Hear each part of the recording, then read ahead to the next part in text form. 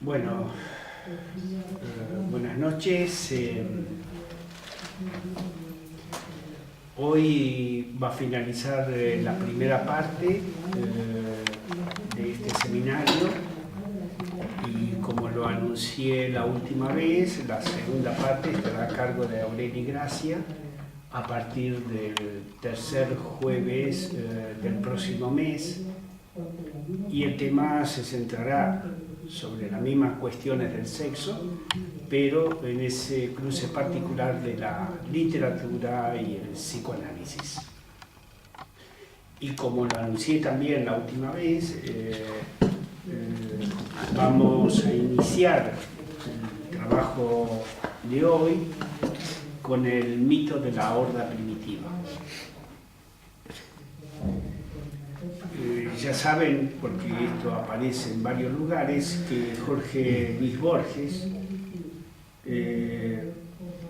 llega a sostener que uno de los últimos mitos creados en la sociedad occidental fue el de Tótem y Tabú de Freud. Se reconoce en ese mito, ese punto donde se articula el origen de la lengua, la religión y la organización social. Un segundo que voy a buscar las gafas. Y la organización social, como lo señalaba, por otra parte, en sus trabajos, Lévi-Strauss, denominando este acto fundacional como el pasaje de la naturaleza a la cultura. Como vosotros sabéis, la estructura del mito se ordena en torno al padre primitivo de la horda, el Urfater, poseedor de todos los bienes, incluidos los sexuales. El mito, ya lo dije cuando tratamos el tema de las pasiones, es, por sobre todas las cosas, una historia pasional de sexo y muerte, pero también una historia de alianzas y conspiraciones, de traiciones y ambiciones en la lucha por la conquista del poder, tantas veces reflejados en las tragedias griegas y en las obras de Shakespeare. La historia del mito concluye con el asesinato del padre primordial y la asunción por parte de sus herederos de la prohibición del incesto. Es decir, la imposibilidad real de llevar a cabo el acto sexual entre hombres y mujeres del mismo clan.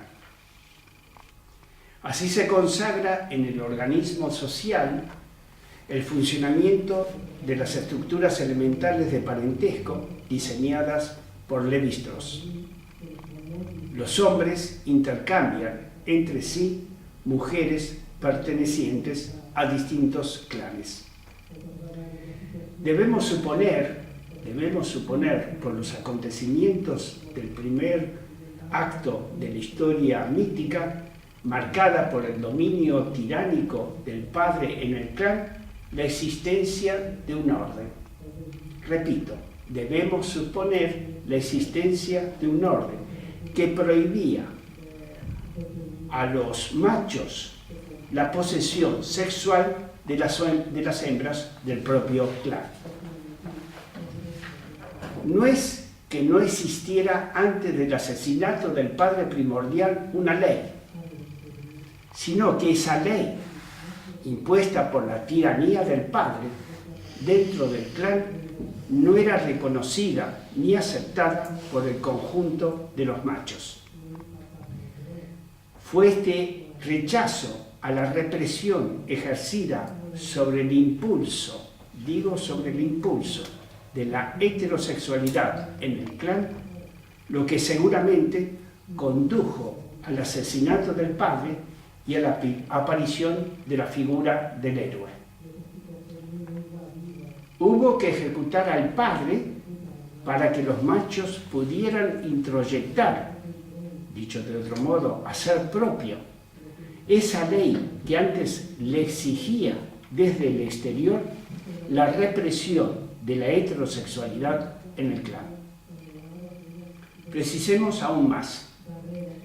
Lo que se prohibió desde el primer momento fue la dirección del impulso, su realización sexual, su ejecución dentro del clan, pero no el objeto sexual.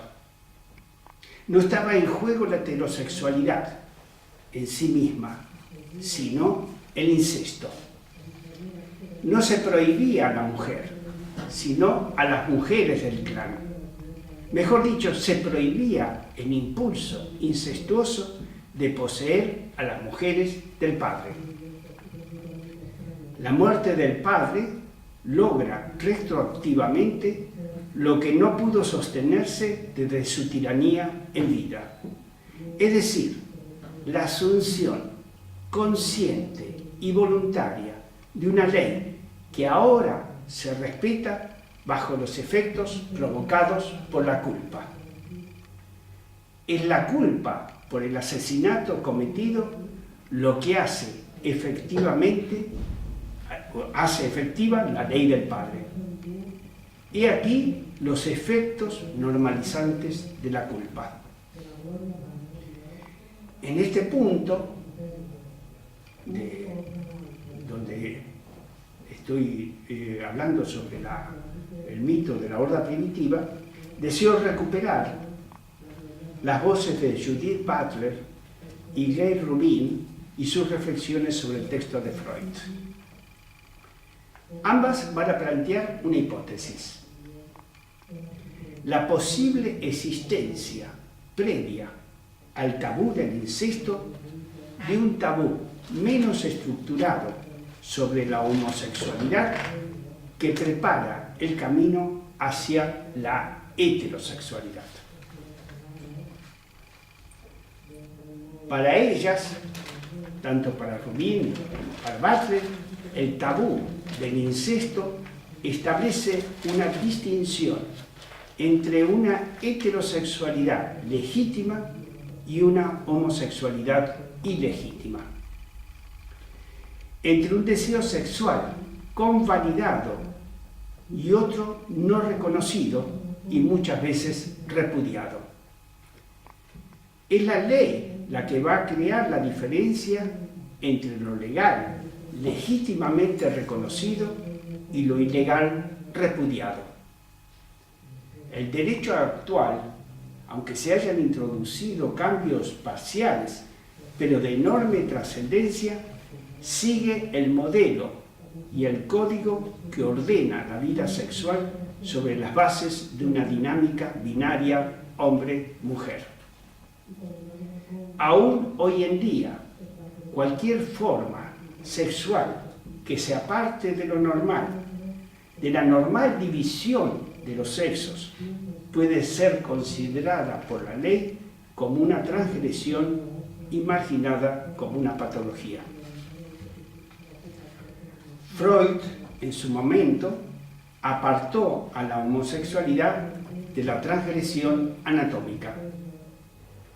Ahora no basta decir desde el psicoanálisis que no hay armonía y complementariedad entre el hombre y la mujer.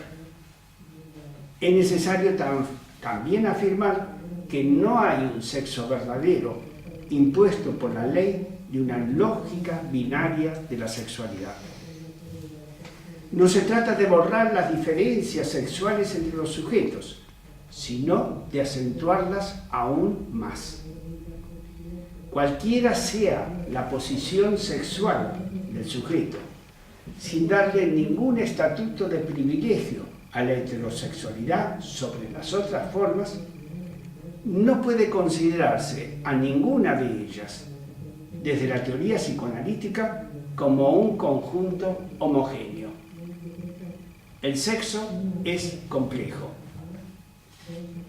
Su diferente composición, sostenida por una mezcla singular de las pulsiones parciales sexuales, hace de cada sujeto un ser único e irrepetible. Como lo hemos señalado en otra ocasión, el sexo no debería ser un signo fundador de identidades. Y la identidad no puede ser considerada de ninguna manera una esencia, por ejemplo, de raza o de sexo. Tratada de este modo es otorgarle a la identidad un estatuto de categoría inmutable, como si ella fuera una forma congelada del ser social, aunque se pueda, muchas veces, compartir imaginariamente por una comunidad de sujetos que se dicen a sí mismos poseedores de un rasgo que los unifica y los diferencia como grupo tribal.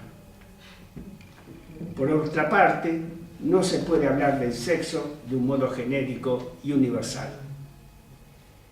No hay un solo sexo verdadero, hay una múltiple versión sexual, dada la composición y mezcla singular de las pulsiones parciales. Debemos imponer en nuestra práctica psicoanalítica no ser simplistas y evitar toda reducción a una oposición binaria hombre, mujer, homosexualidad, heterosexualidad. El psicoanálisis supo adentrarse en las raíces inconscientes del sexo con las pulsiones parciales. No perdamos esa guía. El carácter polimórfico del sexo lo hace variado y versátil en sus formas, pero no por ello perverso ni transgresor. El sexo es inasible como esencia, porque nos hallamos frente a un conglomerado de matices, de identidades fluidas y prácticas diversas. ¿Podemos acaso afirmar que un hombre penetrado sexualmente invade por ello el territorio de la mujer y deja de ser hombre? ¿O bien decir que permanece como tal? ¿O al contrario, no es hombre ni mujer, y entonces, ¿qué estatuto darle? Y cuando se dice de él que es homosexual, ¿no se piensa acaso que podría tener un problema no resuelto en su desarrollo sexual que lo condujo a esta desviación? Y aunque se tolere su desvío y se trate de comprenderlo por estar apresada su vida en una madre posesiva quizás y en un padre ausente, ¿no se hace de él un perverso atrapado en las redes imaginarias del falo? ¿O una mujer, por cambiar su sexo anatómico, deja de ser mujer y se convierte en un ser híbrido, sin llegar nunca a ser un hombre? Pero si se la nombra con el título de transexual, ¿no se piensa por ello mismo que su desviación del campo normativo, de la repartición binaria y de la heterosexualidad es aún mayor que la sufrida por el homosexual? ¿Y no es por eso que su perversidad sexual puede adquirir el alto rango de psicosis? Como ven, ciertas figuras del sexo se presentan deformes, por nuestro punto de mira anclado en el eje binario.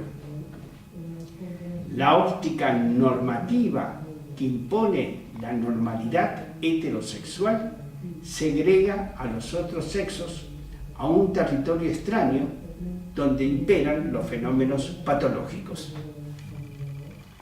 ¿Deben los psicoanalistas de nuestro tiempo acordar con estas reglas que no los aleja demasiado de la mirada médica?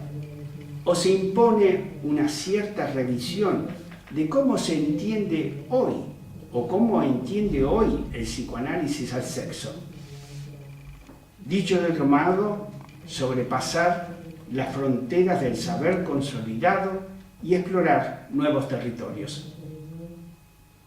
Como los ciclos de la vida, las teorías vigentes tienen su tiempo de esplendor, de brillo que ilumina zonas no exploradas.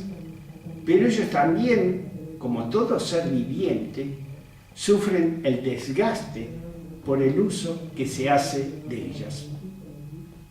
La continua reiteración de ciertas fórmulas teóricas ya no encandilan como la primera vez y su repetición provoca aburrimiento y cansancio.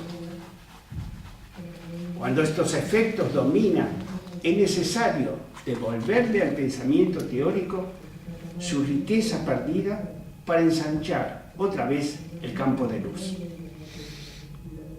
Tomemos un ejemplo que proviene desde un lugar exterior al propio campo psicoanalítico, cuya textura, me refiero a la letra del enunciado, al texto mismo, conmueven profundamente ciertos cimientos teóricos sobre el sexo dominantes en nuestra sociedad occidental.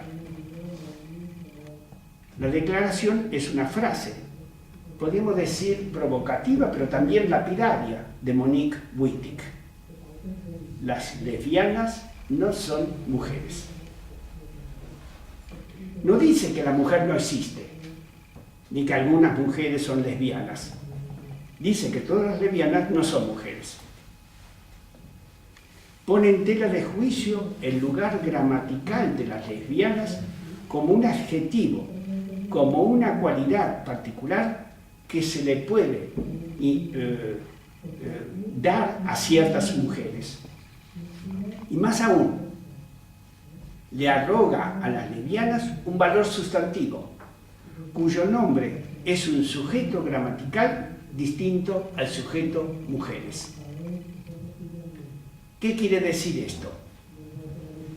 Que para Monique Wittig, la posición de Lévi-Strauss en la estructura de las relaciones elementales de parentesco, regido por la prohibición del incesto, la ley que regula para los hombres de distintos clanes el intercambio de mujeres entre sí, aparta a ciertos sujetos nombrados lesbianas del intercambio social y su ordenamiento. Lo mismo ocurre, en cierta manera, con los matemas de la sexuación de Lacan, donde la repartición binaria de los sexos es un eje exclusivo y excluyente de otros sexos y sus goces. Un ejemplo claro para Monique Wittig, ese ejemplo que ya he mencionado, que ella llama el pensamiento recto, que habla solo de la normalidad normativa, de la partición de los sexos entre hombre y mujer, masculino, femenino, homosexualidad, heterosexualidad. Wittig va a llegar al extremo de criticar el pensamiento feminista occidental y acercar su posición a un posfeminismo de fuerte tendencia queer. Lo recuerdo otra vez por la importancia que adquiere la palabra queer, por su carácter extraterritorial con respecto al imaginario cultural dominante. Queer lleva en su interior lo excluido y no reconocido. Queer es un término que se podría definir como aquello que se define como no normativo. Queer es lo raro, lo extraño, y remite a lo peyorativo y descalificador que encierran las palabras marica o boyera. La teoría queer, nacida a finales de los años 80, pretende subvertir las categorías sexuales y el orden heterosexual. Es por sobre todas las cosas un movimiento contestatario, conducido por las lesbianas negras y chicanas del sur de California.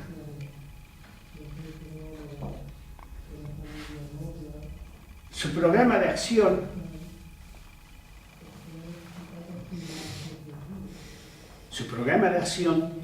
se revela contra la asimilación que borra las diferencias entre los sexos. Luchan contra la identidad gay del blanco americano de clase media, con un estilo de vida de alto consumo y muy vinculado a las modas sociales. Wittig defenderá un feminismo sin mujeres y al mismo tiempo con una diversidad de goces. Sin borrar las diferencias, Wittig las acrecienta, dando entrada a múltiples prácticas sexuales, apartadas y segregadas por anormales en el régimen heterosexual obligatorio y natural. Este mundo de la naturaleza, esto lo dirá Wittig, este mundo de la naturaleza se resiste a la cultura, a la realidad social y a la estructura subjetiva y su organización. Para ella, la diferencia hombre-mujer es un acto esencialmente normativo, un acto de poder que abre la lucha al campo político. Si recuperamos el hilo de la práctica psicoanalítica, veremos que esta práctica se encuentra en el territorio mismo de esta lucha política. Y no se halla allí con una mirada indiferente o neutral, sino de un modo activo, en favor del libre derecho, según la historia particular de cada sujeto, de asumir su modo de goce sexual y de práctica del sexo. Para que me entienda, si la realidad sexual inconsciente es la pura pulsión parcial, y si la transferencia pone en acto al inconsciente, lo que emerge en el acto analítico es el movimiento de esas pulsiones parciales sexuales, y el análisis no es otra cosa que una cartografía sexual de sus goces. He aquí el anclaje erótico del psicoanálisis.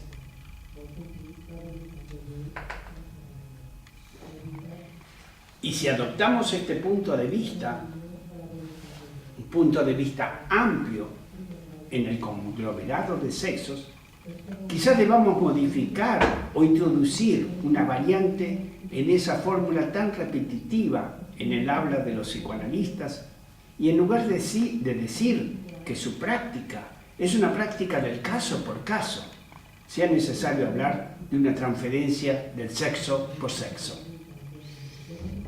Es hora de volver en este momento, interrumpir estas cuestiones y volver a la historia de Lexine, algo olvidada por nosotros. La última vez que hemos hablado de ella, la hemos dejado en el momento de la confesión. Su experiencia sexual con Sara la conmueve profundamente. Su amor lésbico o heterosexual exigía el secreto si deseaba conservarla como objeto sexual. Se pregunta entonces a Lexine por su lugar en el mundo y busca confesarse para encontrar la verdad de su sexo. La primera confesión que ella hace, o él hace, trae consigo la condena del párroco. Lexine está en pecado. No existen para ella las palabras piadosas de comprensión por su drama personal, sino las injurias y el desprecio. El Curín no encuentra la paz de espíritu y busca refugio entonces en el amor a Sara para calmar la pena y el dolor provocado por el rechazo del religioso. Pasado un corto tiempo de calma, de una calma incierta, se produce, después del verano, una segunda confesión ante un misionero. Para este religioso, la situación de Lexine es lo suficientemente grave y exige serias reflexiones. Su consejo es severo. Lexine está violando las leyes de convivencia llevadas por sus impulsos sexuales. Sin embargo, sus propuestas, las propuestas de este misionero que le hace a Lessing, están cargadas de contradicciones. Le dice por una parte que debe retirarse del mundo y entrar en la vida religiosa en un convento femenino, guardándose de no volver a confesarse sobre el mismo tema. El religioso le propone no hablar, mantener el secreto y hacer una doble vida. Juzguen ustedes de qué lado está la perversión, del lado del sexo de Lessing o en las propuestas del misionero.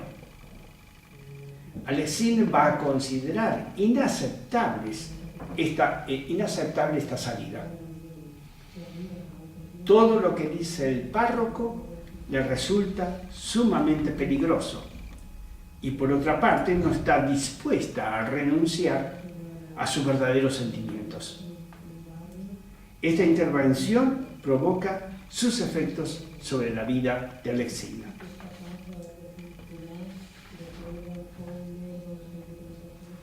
La persistencia del dilema por sus deseos hacia Sara, la culpa y los obstáculos que se interponen en su amor desplazan los dolores del alma al cuerpo. La demanda de Lessing se dirige ahora a los médicos. Ante el constante aumento de los dolores abdominales, se decide llamar a un médico para conocer su opinión. Mientras examina a Lessing, su rostro muestra una intensa preocupación, seguida de una expresión de sorpresa por el hallazgo. Dios mío, ¿será posible? Al terminar el examen, la madre de Sara mantiene una larga conversación con el doctor. Para ella, para la madre de Sara, cualquier sospecha sexual en el vínculo de su hija con Lessing es inaceptable y la rechaza interiormente. Si la primera confesión,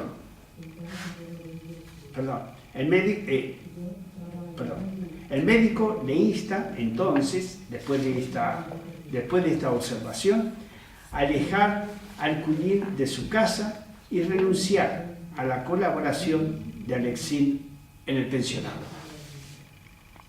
Aceptar esta propuesta del doctor supone para la madre alimentar las sospechas sobre la buena conducta de su hija. Y como esto es impensable para ella, decide no cambiar nada en la rutina cotidiana. Ante esta respuesta, el médico prefiere sepultar el secreto de su observación para siempre. Lessing no encuentra a nadie que le escuche. Sometida a intensa presión, decide hacer pública su situación. Se dirige ahora al obispo para una tercera y completa confesión que la llevará a una nueva revisión médica acompañada o acompañado en ese momento por su madre. Si la primera confesión condena la pecaminosa conducta sexual de Lessing, la segunda la lleva o la conduce a hacer una doble vida y no confesar nunca su situación, la tercera la va a dirigir o lo va a dirigir al dictamen médico. Ya no se trata de la culpa o el perdón, sino de alcanzar un saber sobre el sexo que solo poseen los médicos. Ellos sabrán reconocer bajo cualquier confusa realidad los signos ocultos del verdadero sexo de Lessing. Será el médico el que decidirá cuál es el sexo de Lessing. En el capítulo Money Makes Sex, o la industrialización de los sexos, del libro Manifiesto Contrasexual de Beatriz Preciado, se aborda el peso jurídico de la mirada médica. Tratemos de señalar algunas observaciones de la autora sobre el tema.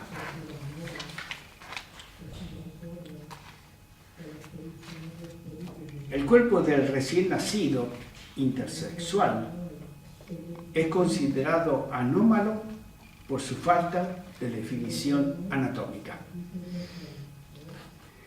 Detenido en su desarrollo, los genitales no alcanzan su plena maduración si hallan inacabados. Los órganos sexuales se presentan así ante la mirada experta, mal formados y estéticamente desagradables. La cirugía, por lo tanto, tratará de corregir el error cometido por la naturaleza. En el siglo XIX se asignaba el sexo femenino a la criatura poseedora de ovarios, aunque tuviera un órgano fálico, si era capaz de embarazo. Se valoraba ante todo el trabajo reproductivo de la especie. Es a partir del siglo XX que comienza a utilizarse en los casos de intersexualidad el protocolo del doctor John Money. Los criterios heterosociales, normativos y estéticos predominan ahora en las decisiones médicas.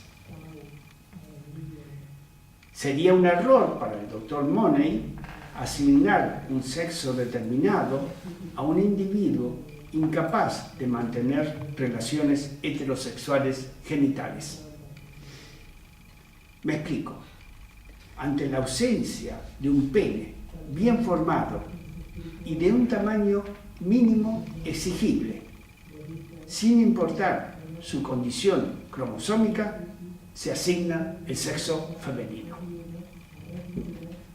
Solamente cuando el recién nacido es XX, cromosómicamente femenino, y presenta un pene de tamaño normal y bien formado, subraya en su texto Beatriz Preciado, la medicina parece considerar la posibilidad de una reasignación hacia sexo masculino. El tamaño fálico bien formado se convierte de este modo en una medida de valor estético y normativo para la buena reproducción de la especie. Poco importa la construcción subjetiva y el valor de goce del sexo. Volvamos a Lexina. Como solución final de su problema, se procede a un juicio de rectificación del estado civil, a un cambio corrector impuesto por la lectura anatómica de sus órganos genitales.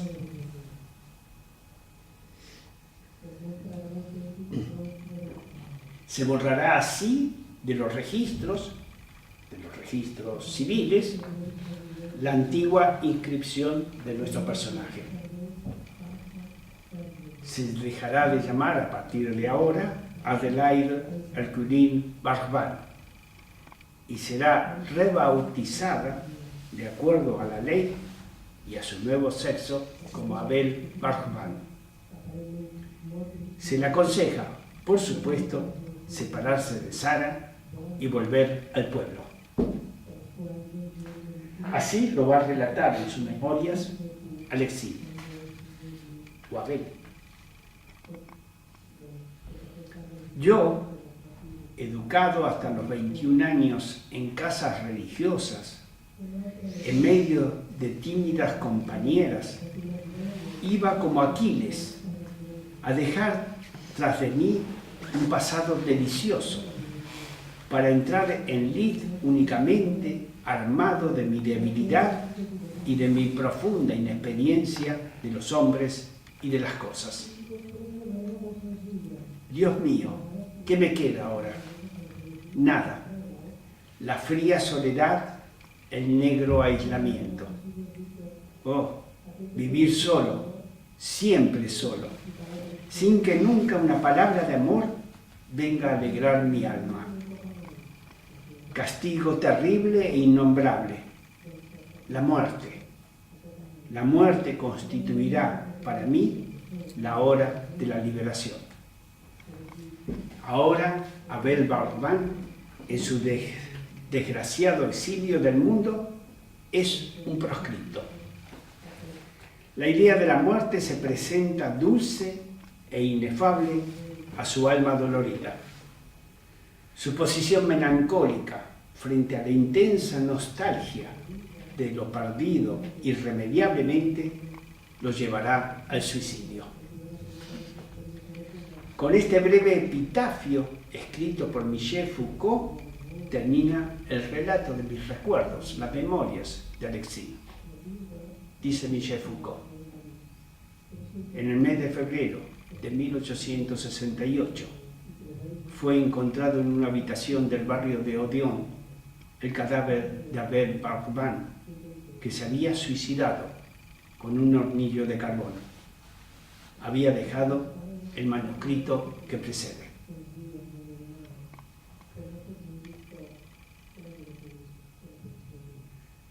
Me quedan por reseñar ahora los informes médicos. Uno en vida, el que origina el cambio legal. El otro ya muerto, el de la autopsia, que verifica el estado anatómico de sus órganos. Ambos merecen nuestra atención. El primer informe dictado por el doctor Chesnay dice de forma resumida lo siguiente: Alexis, que está en su 22º año, es morena. Su altura es de 1,59 m. Los rasgos de la cara permanecen indecisos entre las del hombre y de la mujer. La voz es habitualmente la de una mujer, pero a veces se mezclan sonidos graves y masculinos. Un ligero vello recubre su labio superior. Algunos pelos de barba se notan en las mejillas. El pecho es el de un hombre, plano y sin apariencias de senos. Los miembros superiores son ligeramente peludos. La pelvis, las caderas, son las de un hombre.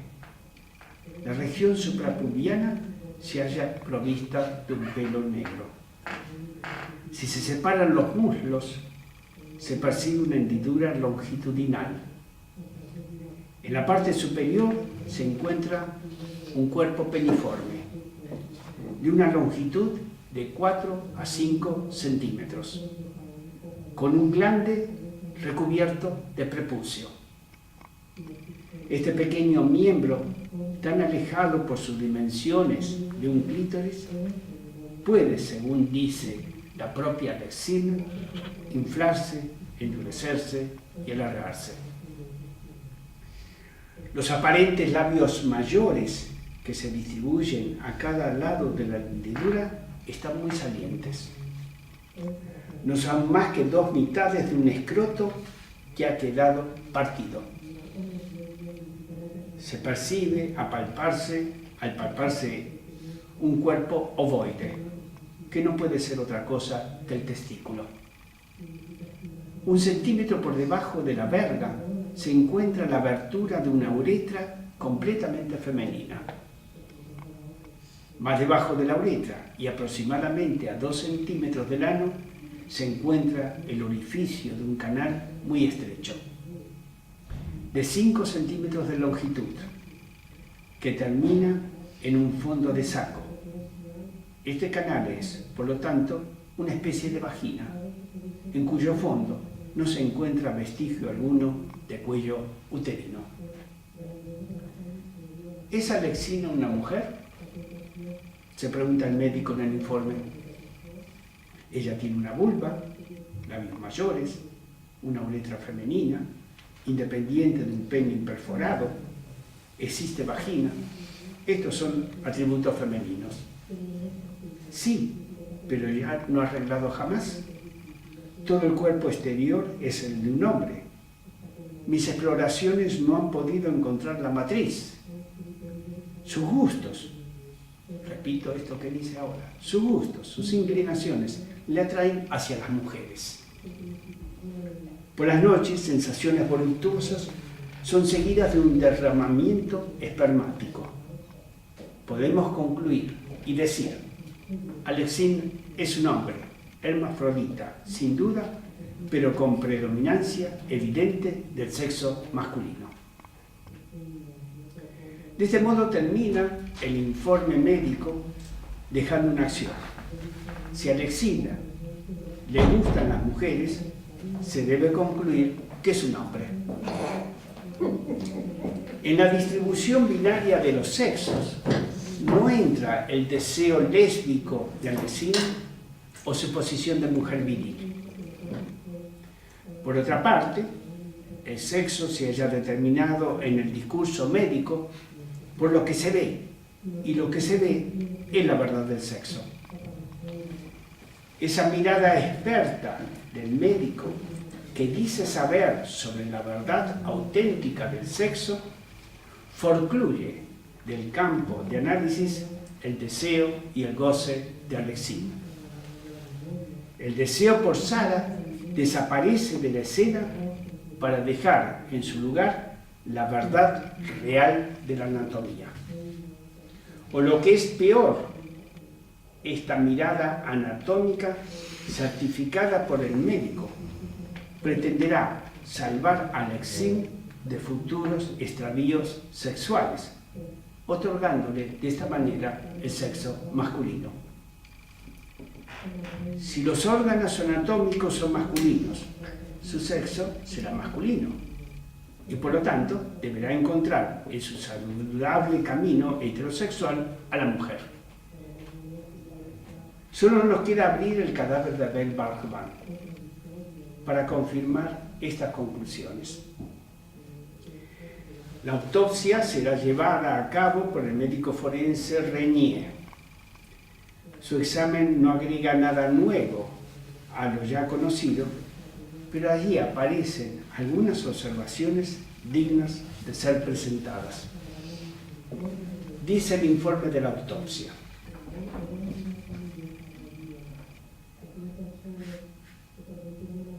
ya conocemos lo difícil que es determinar el sexo verdadero en un individuo. Repito lo que dice el médico. Ya conocemos lo difícil que es determinar el sexo verdadero de un individuo, que presenta estas características al nacer, agrega, aunque pueda no ser tanto en la pubertad. Desde el punto de vista médico, el desarrollo hormonal imprime a las bases biológicas del cuerpo un cierto determinismo en el destino sexual para cumplir con la reproducción. Podríamos comentar que la primera frase, lo difícil que es determinar el sexo verdadero de un individuo, no deja de ser una buena introducción, aunque parcial al tema. Nos habla de la dificultad de determinar el sexo verdadero de un individuo al nacer, aunque debemos agregar, esta criatura no sea necesariamente intersexual.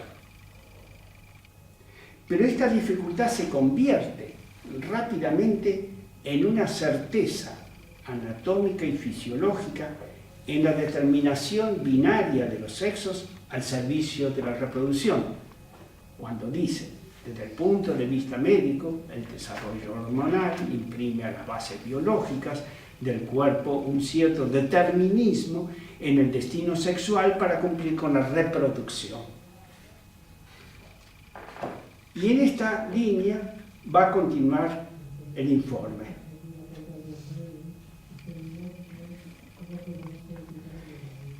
Y agrega, nada de esto le puede ser negado a Alexina.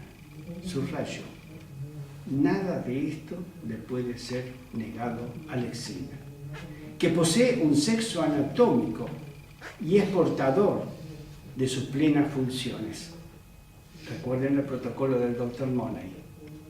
A pesar de la monoquirria, se observa con frecuencia en sujetos con un solo testículo en el escroto la presencia de espermatozoides en el fluido seminal y su completa aptitud para la reproducción. El informe se extiende en detalle sobre esta cuestión sin prestarle máxima atención al uso reiterado que hace en él del nombre de Alexina. Si ella es un hombre, ¿por qué la sigue llamando Alexina cuando en realidad se llama Abel? Este lapsus, no olvidemos que estamos en una autopsia de un cuerpo designado como masculino, este lapsus muestra la endeble premisa del destino anatómico en la determinación del sexo. A modo de conclusión, volvamos otra vez a Foucault. Dirá Foucault, la idea de que al fin y al cabo se debe tener un sexo verdadero está lejos de haber desaparecido por completo. Se es ciertamente más tolerante con aquellas prácticas que transgreden las leyes, pero se continúa pensando que algunas de ellas, de estas prácticas, insultan a la verdad. Un hombre pasivo, una mujer viril, gente del mismo sexo que se ama entre sí, se suele considerar con facilidad que existe en ellas algo así como un error, una manera de proceder inadecuada a la realidad. Estas palabras de Foucault resuenan como un llamado a atención a los psicoanalistas que aún hoy en día sostienen la necesidad de un sexo verdadero que preserve la heterosexualidad y evite los desgraciados equívocos. Equívocos considerados patológicos por su transgresión a la ley que ordena la práctica de una sexualidad heterosexual, monogámica y procreativa. Bueno, con esto doy por terminado mi primera parte en este seminario. Ya les dije que la segunda comenzará el mes que viene con la participación de Lili Gracia y no sé qué hora es. Pues 9:05. 9:05.